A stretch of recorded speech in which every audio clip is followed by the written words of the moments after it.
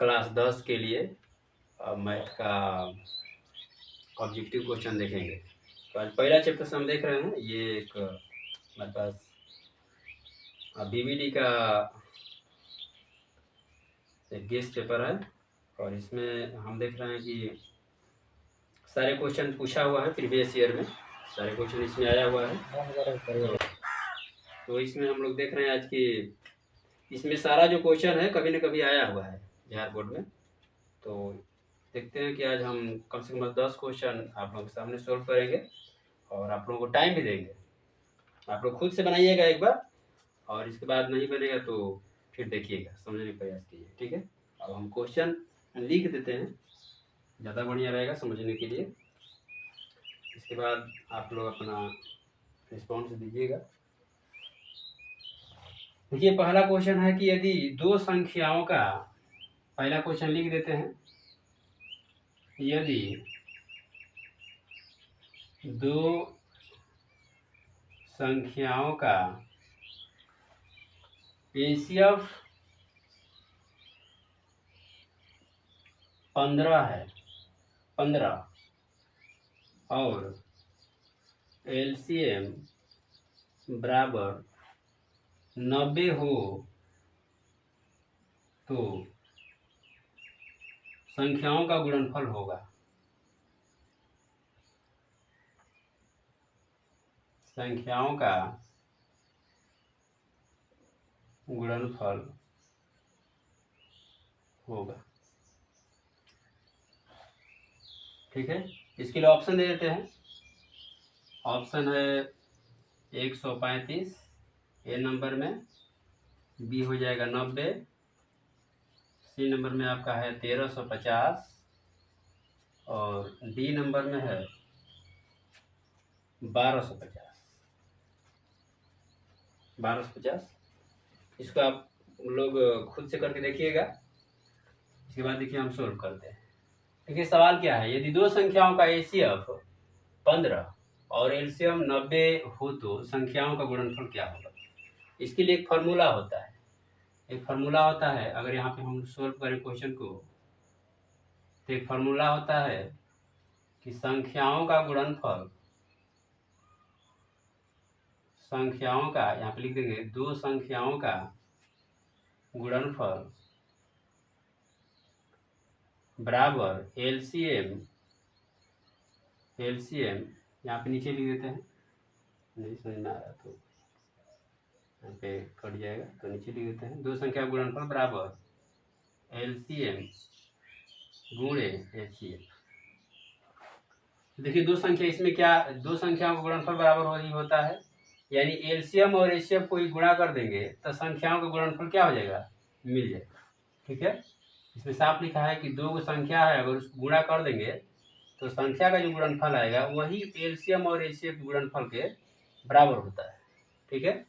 तो हम लोग एलसीएम और एचसीएफ को ही गुणा कर देंगे तो संख्या गुणनफल मिल जाएगा।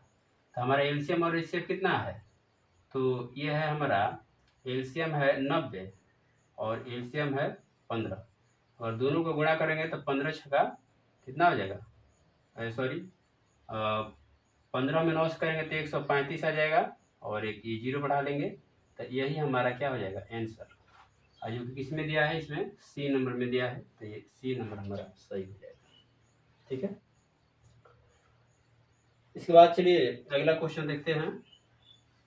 अगला क्वेश्चन है कि निम्न में कौन परिमेय है, निम्न में कौन परिमेय है।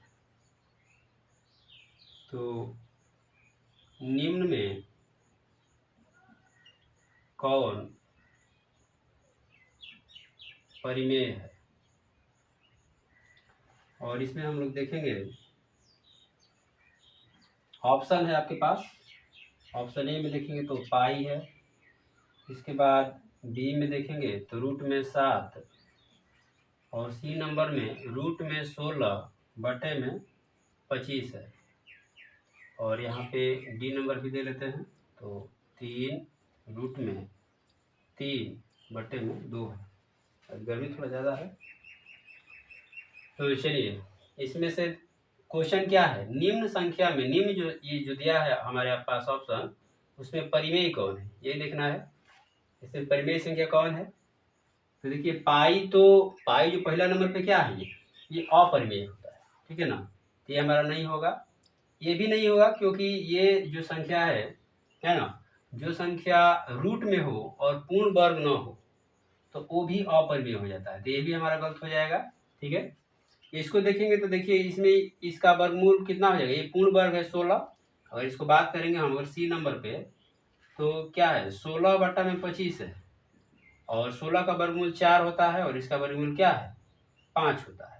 तो ये हमारा क्या है, ये एक परिमेय संख्या है, ठीक है ना, ये क्या है परिमेय संख्या है। इधर देखेंगे तो यहाँ पे देखिए ये सिर्फ 3/2 होता तो परिमेय होता, जबकि ये रूट में एक संख्या यहाँ पे लगा हुआ है जिसमें इसमें गुणा है, तो ये भी क्या है परिमेय नहीं होगा। तो इसमें हमारा आंसर कौन सही हो जाएगा, आंसर नंबर सी सही हो जाएगा, ठीक है। चलिए तो अगला क्वेश्चन देखिए, अगला क्वेश्चन है इसी टाइप का एक और क्वेश्चन है, ठीक है ना। इसमें कह रहा है कि निम्न में कौन अलग है। तीसरा नंबर क्वेश्चन है, निम्न में कौन अलग है, ठीक है। ऑप्शन आपके पास देते हैं, ऑप्शन ए नंबर में है 3/5, बी नंबर में है रूट में 16/4, और सी नंबर में है रूट में 2/5, और डी नंबर है आपके पास रूट में 25/9। इसे पता करना है कि कौन सी संख्या, ये कौन सा जो है अलग है, ठीक है ना। तो इसमें हम लोग देखते हैं कि अगर पहला पर ध्यान दें, देखिए पहला ये 3/5 है, तो ये एक तरह का क्या है परिमेय संख्या है। इसे बात किया जाए अगर बी नंबर का, तो 16/4 है, ये रूट में है, तो ये देखिए इसका वर्गमूल 4 होता है और इसका वर्गमूल 2 होता है, तो ये भी एक तरह का क्या हो गया, ये भी परिमेय हो गया। जबकि इसमें हम लोग सी में बात करेंगे, तो सी में देखिए ऊपर अपरिमेय संख्या है, जबकि नीचे एक परिमेय है, तो ये परिमेय किसी भी अपरिमेय संख्या में अगर परिमेय से भाग देंगे तो वो अपरिमेय ही होता है।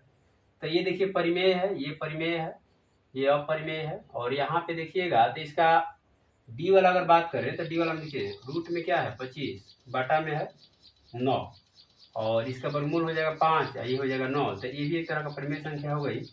तो तीनों में बात किया जाए तो देखिए पहला, दूसरा, बी वाला और डी वाला तीनों परिमेय है, जबकि ये अपरिमेय है, तो ये अलग हो जाएगा, तो हमारा ऑप्शन नंबर सी सही है, ठीक है।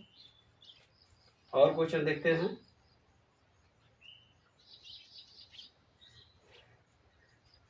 अगला क्वेश्चन देखिए दिया है, चौथा नंबर देखेंगे तो चौथा नंबर में दिया है कि रूट में 15 बटा में 3 एक, यहाँ पे डॉटेड है, संख्या है,